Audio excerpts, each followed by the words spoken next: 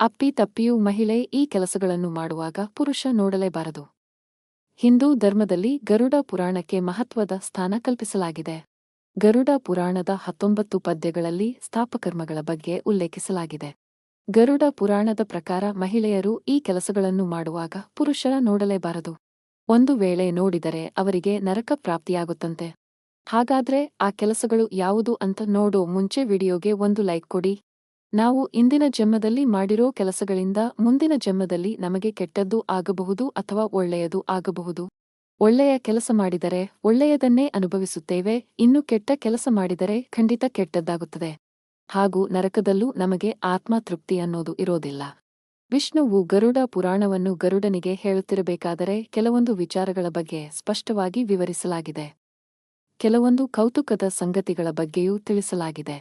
ಮಹಿಳೆಯರು ಈ 2 ಕೆಲಸಗಳನ್ನು ಮಾಡುವಾಗ ಪುರುಷರು ಅಪ್ಪಿತಪ್ಪಿಯೂ ನೋಡಬಾರದಂತೆ. ಒಂದು ಸಾರಿ ತಪ್ಪಿ ನೋಡಿದ್ರೂ ಕೂಡ ಆತನಿಗೆ ನರಕ ಪ್ರಾಪ್ತಿಯಾಗುವುದನ್ನು ಯಾರಿಂದಲೂ ತಪ್ಪಿಸೋದಕ್ಕೆ ಆಗೋದಿಲ್ಲವಂತೆ. 1. ಮಗುವಿಗೆ ಹಾಲುಣಿಸುವಾಗ. ಗರುಡ ಪುರಾಣದ ಪ್ರಕಾರ ಮಹಿಳೆಯರು ಮಗುವಿಗೆ ಹಾಲುಣಿಸುವಾಗ ಪುರುಷರು ನೋಡಬಾರದಂತೆ. ಸಾಮಾನ್ಯವಾಗಿ ಮಗು ಹಾಲು ಕುಡಿಯುವಾಗ ಮುಗ್ಧತೆಯಿಂದಿರುತ್ತೆ ಹಾಗೂ ಹಾಲು ಕುಡಿಯುವುದರಲ್ಲಿ ತಲ್ಲೀನವಾಗಿರುತ್ತದೆ. ಇಂತಹ ಸಂದರ್ಭದಲ್ಲಿ ಯಾವುದಾದರೂ ಪುರುಷ ಆಕೆಯನ್ನು ಕೆಟ್ಟ ದೃಷ್ಟಿಯಿಂದ ನೋಡಿದರೆ ಆತನಿಗೆ ಖಂಡಿತ ಪಾಪ ಪ್ರಾಪ್ತಿಯಾಗುತ್ತದೆ.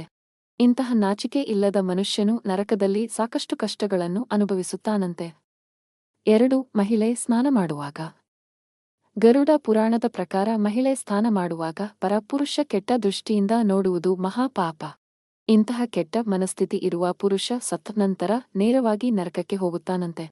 ಇಲ್ಲಿ ಆತನಿಗೆ ಚಿತ್ರಹಿಂಸೆಯನ್ನು ನೀಡಲಾಗುತ್ತದೆ. ಆದ್ದರಿಂದ ಪುರುಷರು ಮಹಿಳೆಯರು ಸ್ನಾನ ಮಾಡುತ್ತಿರುವುದನ್ನು ನೋಡಬಾರದು. ಮಹಿಳೆಯರ ಮೇಲೆ ಪುರುಷರು ಗೌರವವನ್ನು ಕಾಪಾಡುವುದು ತುಂಬಾನೇ ಮುಖ್ಯ.